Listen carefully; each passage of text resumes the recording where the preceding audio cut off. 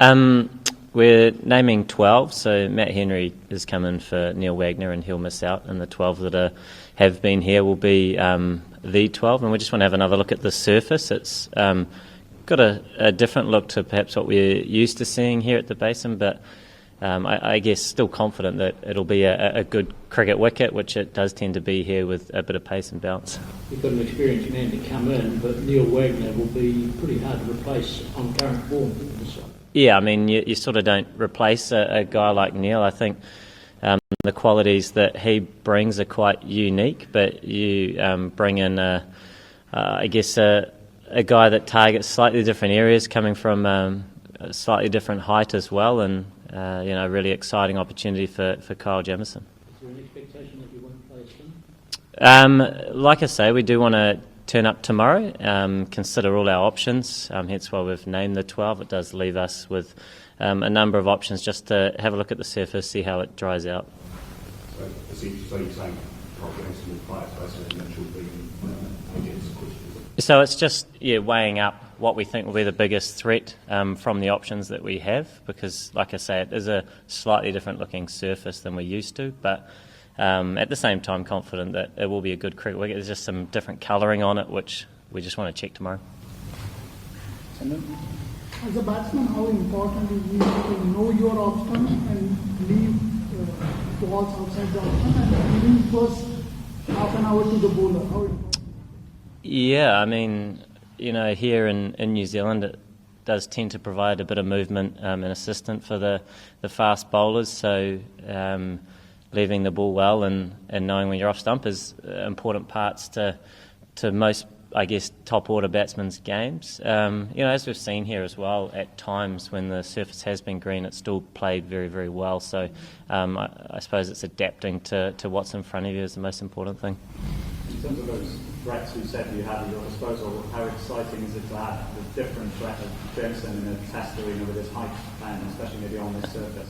Yeah, I mean, he's bowled really nicely in the one-day arena, and so it's great that he's come into the fold, and obviously a different, set of strengths to someone like Neil Wagner. But at the same time, I think we saw in the white ball formats as well, the T20s and the one-days, that having a number of guys out did provide opportunities for guys to come in and grow as cricketers at the highest level. So it should be a really exciting opportunity for Kyle. The wicket was obviously under the colours earlier this week because of the weather. So the change in colour, what's that likely to? What do you think it might mean? I don't know. I'm not the person to ask. But yeah, look, I have no idea. It is a slightly different colour, or some parts of it are. But by all accounts, the grass cover's still there and fairly even. But yeah, I don't know. Sorry, no answer for you there. Kane, when you had sort of a couple of low scores against Australia in the Test series, how does Kane Williamson sort of look back on those and prepare for the future? Do you look at, you do watch some videos of those innings? Do you think about what mindset you're in? How do you ensure that you regain that form? How do you go back? Yeah, I mean, I think you're just forever trying to improve your game, adapt your game to the conditions, and obviously in Australia, without a doubt, wanted more runs personally, but ultimately wanted more runs to try and help the team get themselves into better positions, and that's always the focus. And we come back to New Zealand where the conditions are different again, so it's probably more adapting to what's in front of you versus, I guess, analysing too much of what's gone. But at the same time, there are always opportunities to learn from those things to improve as a player. So those would be the main focuses. Again, I mean, it is a world-class space that India have, but how different are they when you compare them, say, coming daily mode and stuff, in those conditions, these guys? Yeah, I mean, like a lot of differences, I suppose, and the Kinnins being the first one. But as you say, India have a world-class side, a world-class pace attack that have performed in all conditions. So a really exciting opportunity for our team.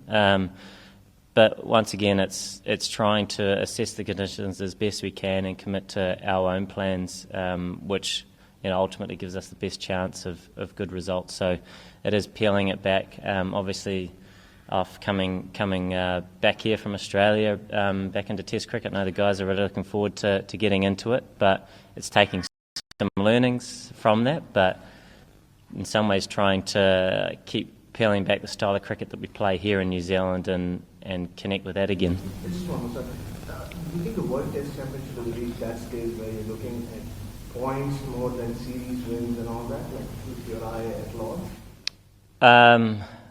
No, I don't know. I suppose the points are the bit at the end, I guess, where if you're playing good cricket and you're winning cricket games, then the points come into a little bit more. And I suppose if you're closer to the top, then and you're in contention for perhaps that final, then you might have some strategic moves. But we're a little bit off that at the moment. So it is about looking to play our best cricket, the brand of cricket that's important to us, to give us the best chance.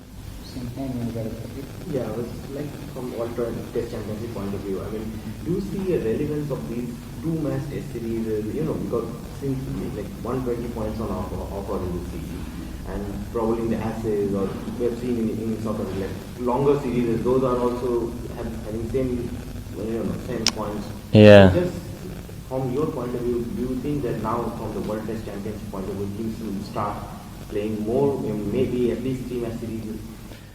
Yeah, it's an interesting one because I guess there is an element to that isn't fair, but I suppose there is an effort in bringing context to Test cricket that wasn't there. So, I mean, the Test Championship is definitely a step in the right direction. Not perfect, but I'm sure that after the first year or two of it, there will always be efforts to continue to make it a better product. But it is good that it is a step in the right direction. But as you say, there's so many parts to it that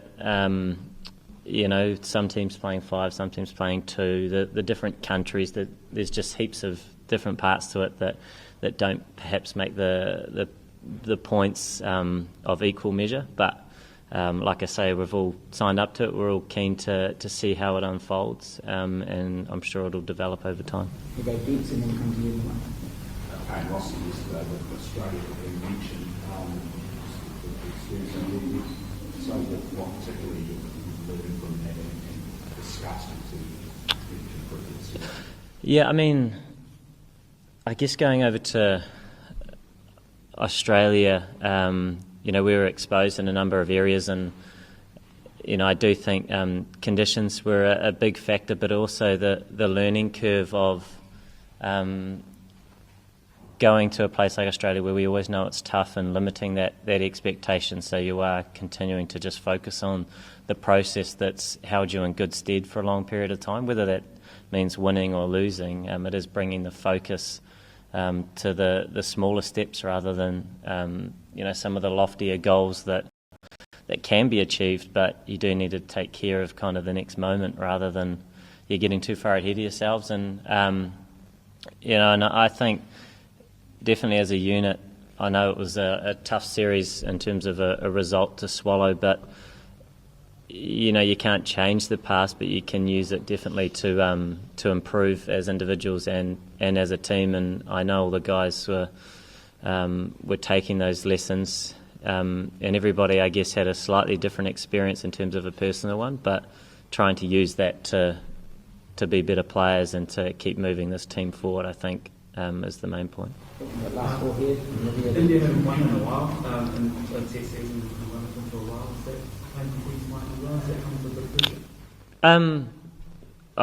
to be honest, I hadn't thought too much about that. Like I say, I suppose going over to Aussie and touching on the last point is just coming back to what's important to our team. And we know that whenever you play India in any format, they're a really tough challenge anywhere in the world. So you know that they're going to bring a high level of competition, as they always do. But for us, it is the most important thing to keep coming back, connecting to what's really important to our cricket as a team, the style of cricket that's allowed us to have success over a period of time, and that's, like I say, those small steps.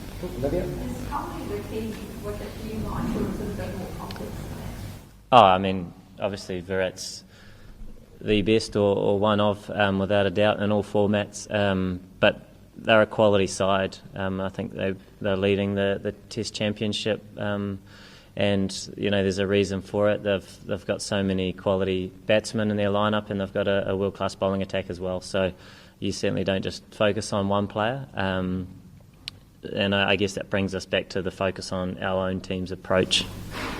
Sorry, can you see India being vulnerable if the forwards are out there around that? I think if you can execute your plans on a surface that's going to provide some assistance, then it's a challenge for anybody. But no doubt both teams will be looking to operate as well as they can in the areas that give them the best chance. But we've seen here on these surfaces in New Zealand that there are some assistance early on, or there is, sorry, but it can also, the pace and some of the bounce that you might get also provides opportunities for scoring. So there is a balance there, and it's never a given, even when the surface is green, that's for sure. Captain, in a fierce competitive world, it was refreshing to hear the Indian captain had a lot of good words for you in a function yesterday. He said that you would rather love to share the number one title with New Zealand, and he also spoke about your friendship with you. Can you just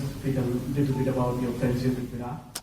Yeah, I mean, we go quite a long way back, really, to under 19s, and played against each other in different competitions as well. Obviously, the international arena and the IPL, and always admired Virat for, in a lot of ways, setting benchmarks in the international game, which was pretty obvious with the standards that he sets. But that was really interesting the other day to sort of sit down and have a quiet chat on the outfield and share a lot of thoughts that we had, and a lot of sort of similar views on the game and slightly different approaches, which was really refreshing but quite inspiring as well from a guy that is, very inspiring from a guy that's leading the way and is tenacious in his competitive attitude, but his outlook on the game and what he does in and around it, is like I say, an admirable thing. Kane, you spoke a couple of times about your brand of cricket and looking at your strengths. How do you balance that out with how you have to react to it in terms of what the opposition does? Yeah, it is a balance. Obviously, you do look at the opposition and you know that they've got a number of strengths and you're wanting to be smart in how you operate. And that is, I guess, a part of our brand. We know that we need to stay in the fight for long periods of time, and there's obviously a number of other parts to our game and the plans that we set and the commitment to those plans that are of equal importance to the brand and the style of cricket that we play, regardless of sometimes the outcome. No doubt you want good outcomes, you want the wins, but the focus needs to be on the work that has to go into giving you the opportunity to achieve those things. So, adapting to conditions, playing smart cricket is something we talk about often in all formats, but especially here in the Test arena where the conditions can be dramatically different in all different parts of the world.